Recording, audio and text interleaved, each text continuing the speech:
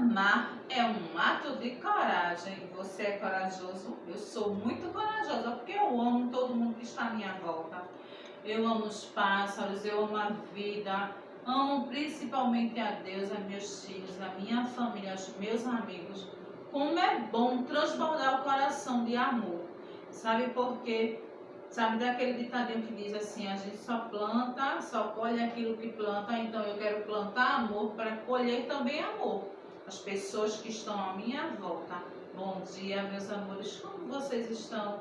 Boa tarde, aquela turminha que chega de 1 hora. Espero que vocês estejam bem. Nossa, eita, tia, era só uns diazinhos em casa, já vai beirando praticamente 6 meses, né, gente?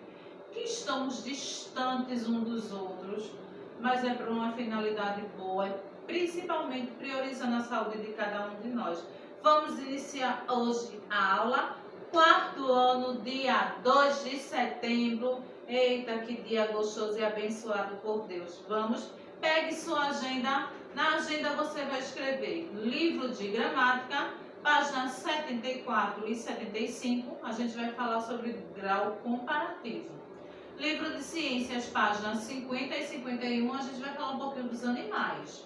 E o livro de geografia, na página 69 e 70, a agricultura, para encerrar o assunto da agricultura. Vou começar com geografia, tá? Na página 69, nas páginas anteriores eu passei uma atividade e passei a anotação de geografia, não foi isso? A atividade para vocês fazerem, a anotação só para ler. Na página 69, vamos continuar o assunto.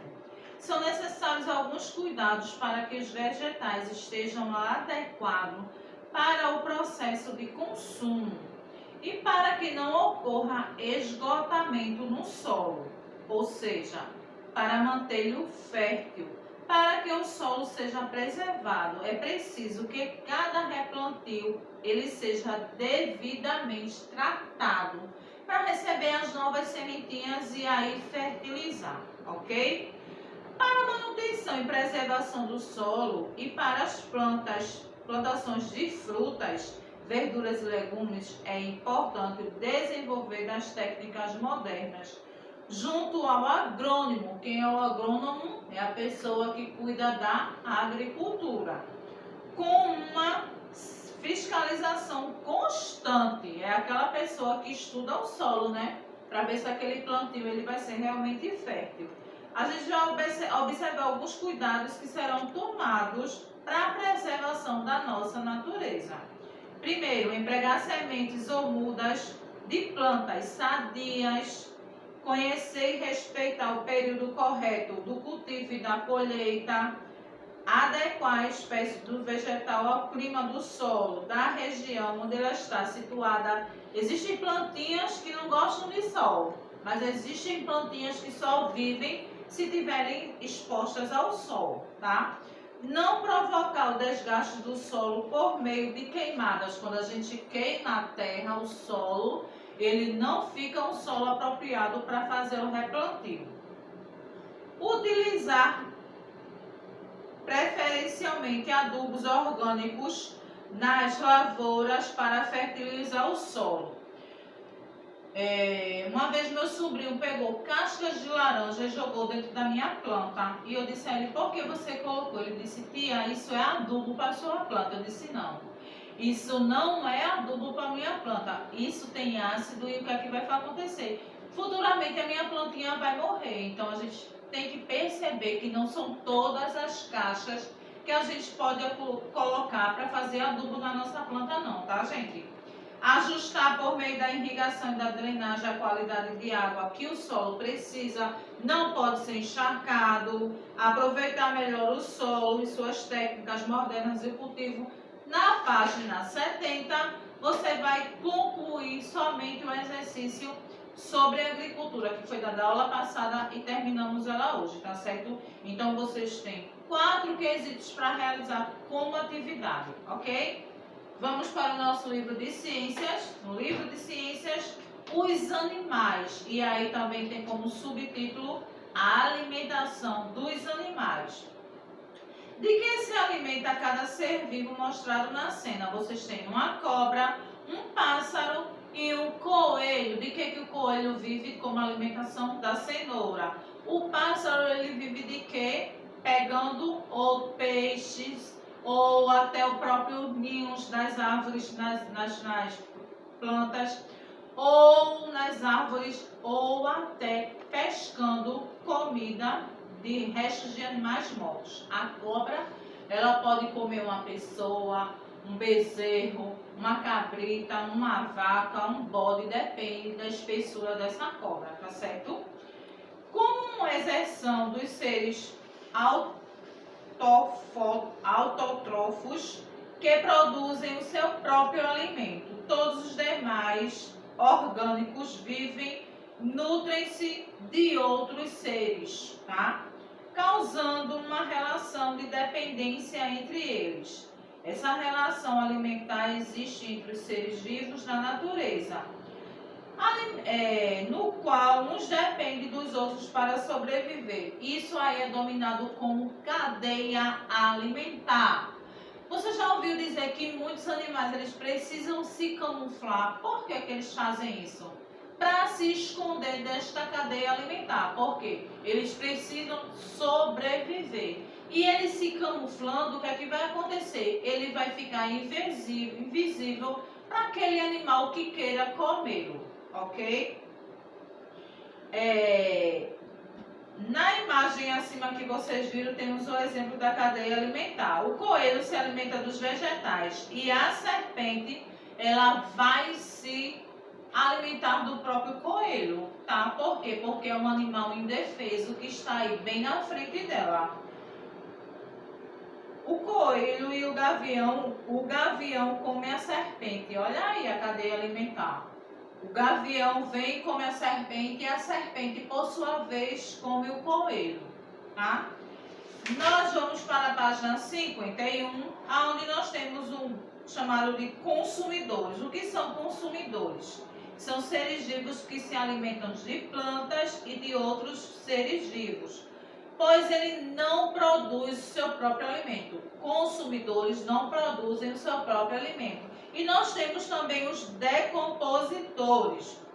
Esses aí, eles se alimentam de animais mortos, tá? Como seres microscópios ampliados na imagem a seguinte que vocês têm aí. A cobra comendo largato, né? O gafanhoto é um consumidor herbívoro, onde ele vive aonde? Comendo a planta. E a cobra, ela está comendo um animal ali. Por quê? Porque ela é um animal carnívoro, certo? E aí na página 51, na segunda coluna, vocês vão desenhar uma cadeia alimentar no espaço abaixo. Ok, meus amores? A gente vai agora para o nosso livro de gramática. No nosso livro de gramática, páginas 75, 4 e 75, nós iremos estudar esse assunto aqui, ó. Grau comparativo. No nosso grau comparativo, os adjetivos variam em grau comparativo e superlativo. Primeiro a gente vai falar sobre o comparativo de superioridade, é porque é uma coisa acima, tá? Sou mais alto do que minha irmã. Quando eu digo que eu sou mais alto, é porque eu estou me comparando à altura da minha irmã e definindo que eu sou mais alto do que ela, tá? Por isso que as palavras aqui estão em destaque, para vocês comprovarem que isso aqui mais e do que ele é chamado de comparativo, porque está comparando. Segundo exercício, Ana é mais nova do que eu. Eu estou comparando Ana, ela é mais nova do que eu. Mais e que eu são graus de comparativo. Quando eu falo comparativo de inferioridade, é quando eu estou diminuindo alguma coisa, tá? Hoje está menos quente do que ontem. Eu estou dizendo que menos do que ele é comparativo de inferioridade. Próximo exemplo. Maurício está menos interessado na aula do que Antônio. Olha a inferioridade aqui, menos e do que, tá? Comparativo de igualdade é quando eu vou deixar as coisas igual uma com a outra. E aqui eu coloquei como exemplo, Jerusa é tão estudiosa como sua prima Mariana. O tão e o como, eles são iguais, tá? Eu estou comparando igualmente que as duas são duas meninas estudiosas. Matemática é tão interessante quanto ciências. Eu comparei a igualdade de matemática com ciências.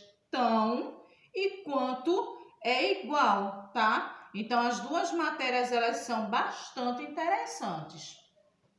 Os adjetivos bom, mal com u, grande, pequeno, possuem formas diferentes para o comparativo de superioridade. E aqui eu tenho destacado alguns adjetivos. Adjetivo bom, mal, grande e pequeno. Comparativo de superioridade. Eu vou botar melhor, pior, maior ou menor. Eu posso usar essas palavras, ok? E aí, o que é que vocês vão fazer? O exercício, tá? Da página 75, somente sobre esse assunto, para encerrar esse assunto. No livro de gramática. É um assunto bem interessante, é um assunto gostoso. Só basta você fazer a comparação. Superioridade, inferioridade, ok? E aí, meus amores, gostaram da aula de hoje? Foi bem gostosa, não foi? Beijo bem gostoso no teu coração. Fica com Deus e até amanhã. Tchau, tchau.